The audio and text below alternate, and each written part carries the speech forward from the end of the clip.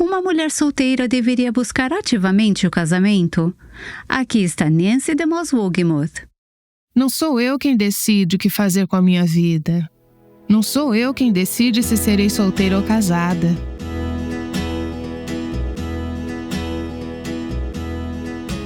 Este é o programa Aviva Nossos Corações, com Nancy DeMoss Wolgemuth, na voz de Renata Santos. Desde criancinhas, somos ensinadas a escolher os amigos certos, a escola certa e a carreira certa. Então, por que não poderíamos escolher se vamos ou não nos casar? Vamos nos juntar a Nancy enquanto ela nos ensina a confiar em Deus mesmo na solteirice. Nancy gravou este podcast em 2002, quando ela ainda era solteira. Deus permitiu que ela se casasse aos 53 anos de idade com Robert Wolgemuth. Para conhecer mais sobre essa linda história, acesse www.avivanossoscaracóis.com e assista ao vídeo chamado Graça Inesperada. Temos o link aqui na transcrição. Na última semana, estivemos olhando para 1 Coríntios 7 e falando sobre este tema do dom da solteirice, percebendo que ambos, o casamento e a solteirice, são um dom. Se você é solteira, então você tem o dom da solteirice. Se você é casada, então você tem o dom do casamento. Seja qual for o nosso chamado, vimos que devemos abraçá-lo, aceitá-lo como um chamado do Senhor, recebê-lo com gratidão e então devolvê-lo, fazendo dele algo que tenha valor eterno. Caminhamos pelo 7º capítulo de 1 Coríntios. Mas, como estamos concluindo esta série, quero me apoiar no parágrafo que precede 1 Coríntios 7, o último parágrafo do capítulo 6. Quero ler o que eu creio ser o ponto de partida, a base por trás de tudo que falamos e como isso se relaciona à solteirice e ao casamento. Nos últimos 2 versos de 1 Coríntios 6, Paulo diz: acaso não sabem que o corpo de vocês é santuário do Espírito Santo que habita em vocês? Agora, para pôr isso em contexto, estou entrando em outra parte de onde ele esteve falando sobre toda a questão da imoralidade e ao chamado do povo de Deus para viver uma vida que é moralmente pura, que seus corpos pertençam a Deus. Ele diz neste contexto: acaso não sabem que o corpo de vocês é santuário do Espírito Santo que habita em vocês, que lhes foi dado por Deus e que vocês não são de si mesmos? Verso 19. Verso 20. Vocês foram comprados por alto preço, portanto glorifiquem a Deus com o corpo de vocês. Falamos, como Paulo fez no capítulo 7, sobre casamento e solteirice, sobre servir ao Senhor, sobre pureza moral, sobre alguns destes assuntos que tocam a nós como mulheres solteiras e casadas. Acredito que este último parágrafo do capítulo 6 é o ponto de partida para todo o capítulo 7. É daqui que partimos e para onde voltamos a fim de confirmar várias coisas. Primeiramente, que Deus vive em mim. Se você é filha de Deus, é incrível pensar que o seu corpo é uma casa para Deus. Agora, seja você casada ou solteira, isso dá à sua vida um significado importantíssimo. Isso significa que onde você vai é importante. O que você olha é importante. O que você faz com suas mãos, onde você vai com seus pés, o que você faz com sua mente, como você ama com seu coração, a quem você dá esse coração, é realmente importante, porque o seu corpo é apenas um templo, um lugar santo para o Espírito Santo. Deus vive em mim. Vocês foram comprados por alto preço, Paulo diz, e as implicações são incríveis, pois significam que eu não pertenço a mim mesma. Não cabe a mim decidir se eu serei solteira ou se serei casada, se terei filhos ou não, onde vou servir, até onde irei, o que irei fazer. Essas decisões não são minhas, porque, veja, eu não pertenço a mim mesma. Eu estou sob nova gestão. Eu tenho um chefe. Seu nome é Jesus. Posso garantir que depois de quase 40 anos de caminhada com o Senhor, servindo-o, não há mestre e Senhor mais maravilhoso que se possa ter. Seu serviço é doce, é precioso, seu jugo é suave e seu fardo é leve. Isso não significa que não exista algo difícil pelo caminho, mas a alegria realmente há em servir a Cristo.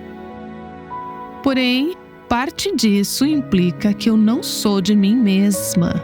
Então, para cada decisão da minha vida, eu preciso consultar o meu dono. Ele tem o direito de fazer com a minha vida o que quer que lhe agrade.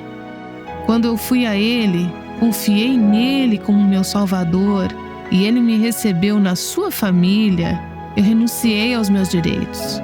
Agora não há modo mais maravilhoso de se viver. É assustador ver a vida dessa forma no começo da caminhada cristã.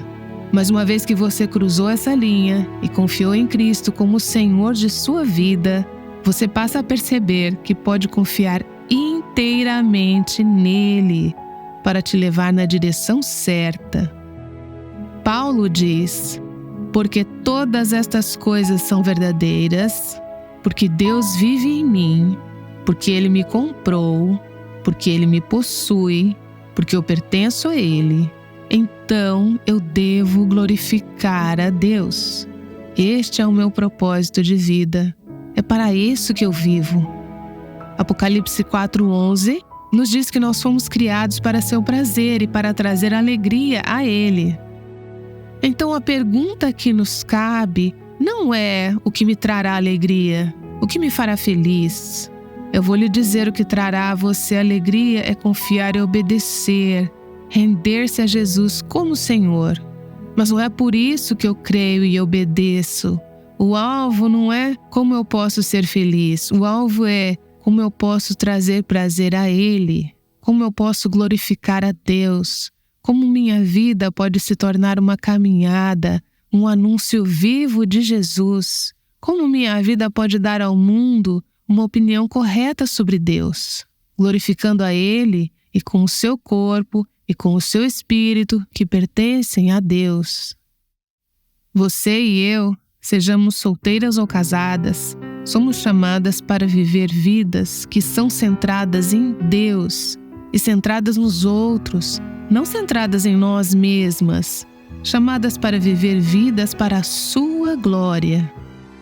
Penso que uma das coisas que mais me ajudou a realmente aproveitar os meus anos, mesmo como solteira, foi quando rendi a minha vida, ainda criança, a Cristo.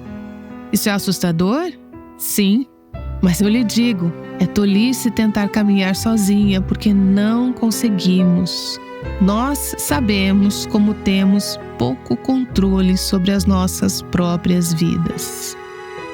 Algumas de vocês gostariam muito de se casar e não estão solteiras por escolha. Algumas de vocês gostariam de ter o dom do casamento e percebem que realmente não têm controle sobre esta questão.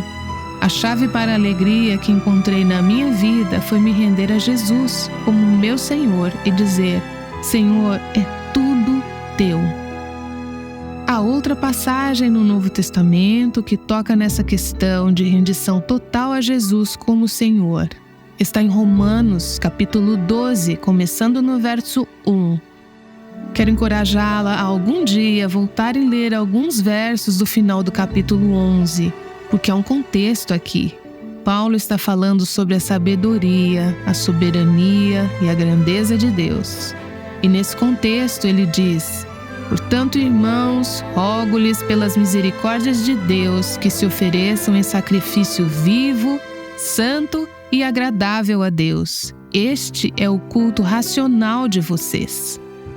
À luz do que Ele fez por você, como você poderia pensar em viver de qualquer outra forma? Ponha-se no altar e diga: Deus, eu estou aqui, inteira, possua-me, use-me, controle-me, enche-me, faça o que o Senhor quiser com a minha vida. Paulo continua dizendo, no segundo versículo de Romanos 12: Não se amoldem ao padrão deste mundo, mas transformem-se pela renovação da sua mente, para que sejam capazes de experimentar e comprovar a boa, agradável e perfeita vontade de Deus. Pois bem, a verdade é que queremos que seja o contrário. Nós queremos testar a vontade de Deus primeiro, descobrir o que é, fazer com que Deus coloque tudo num contrato e depois daremos uma olhada e decidiremos se vamos ou não assinar. Eu posso lhe dizer, moças, que eu realmente amo a vontade de Deus. Porém, nem sempre amo imediatamente cada ponto da vontade de Deus. Sim, eu já esperneei, gritei, me ressenti e resisti contra a vontade de Deus. Mas eu olho para trás, para o que Deus me mostrou da sua vontade e digo, isso é bom. Deus tem sido tão bom comigo, mesmo através de lágrimas e decepções. Deus tem sido fiel. Eu imagino que se eu tivesse qualquer arrependimento, foi apenas o de não ter confiado nele mais. Uma das minhas heroínas da fé é uma mulher chamada Dra. Helen Roseveare, que foi por muitos anos uma cirurgiã missionária no que seria, na época, o Congo belga. Ela escreveu um livro maravilhoso, creio que já saiu de publicação, chama-se Sacrifício Vivo. Deixe-me ler para você uma porção do que ela escreve neste livro sobre o que significa viver a vida como um sacrifício vivo. Ela diz: nós não temos nenhum direito, exceto o de amar e obedecer a Deus, de sermos submissas à sua vontade e totalmente leais à sua liderança. Ser um sacrifício vivo envolverá todo o meu tempo. Deus quer que eu viva cada minuto para Ele, em concordância com sua vontade e propósito. 60 minutos por hora, 24 horas de todos os dias, sempre disponível para Ele. O que quer que eu esteja fazendo, seja uma rotina de trabalho assalariado ou o trabalho de casa, seja no tempo de férias ou livre, ou após o trabalho das atividades cristãs, tudo deve ser empreendido por Ele para revelar a sua presença àqueles que me cercam.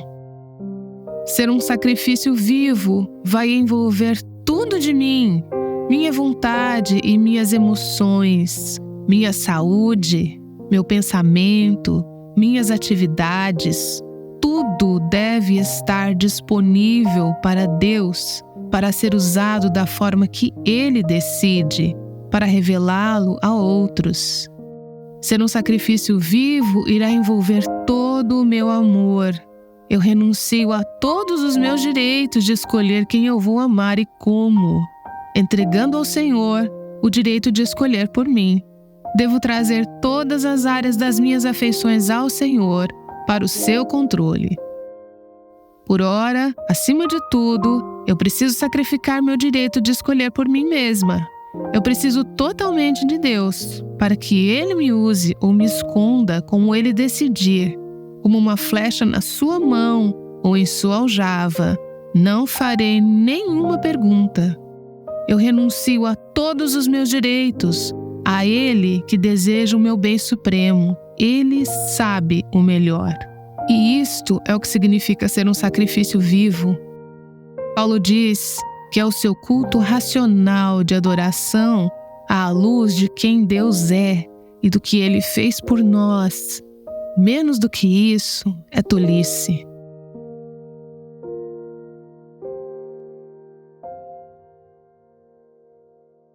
Esta é Nancy DeMoss Wolgemuth com palavras de perspectiva para toda mulher solteira. Ó Pai, como eu oro para que cada uma de nós faça da sua vida um sacrifício vivo. Algumas de nós fizemos isso no passado, mas hoje vivemos como se tivéssemos descido do altar. Então eu oro para que ainda neste momento possamos nos tornar um sacrifício vivo ao Senhor. Obrigada, Senhor, porque enquanto fazemos isso, vamos descobrindo que a tua vontade é boa, agradável e desejável acima de qualquer outra coisa nos céus e na terra. Aceita, eu te peço, o sacrifício que nós estamos fazendo de nós mesmas a Ti.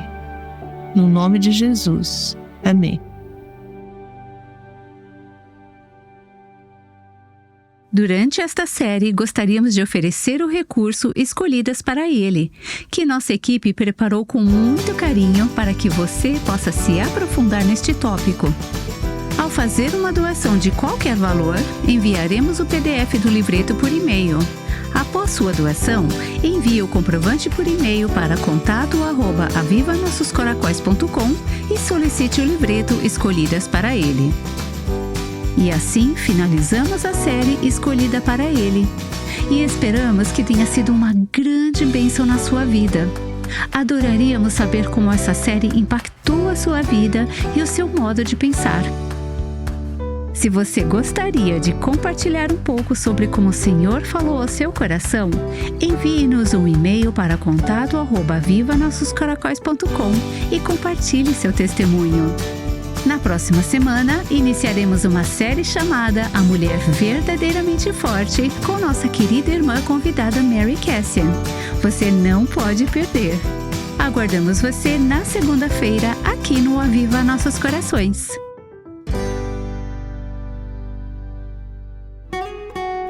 O Aviva Nossos Corações é o ministério em língua portuguesa do Revive Our Hearts com Nancy DeMoss Wolgemuth, chamando as mulheres à liberdade, à plenitude e à abundância em Cristo.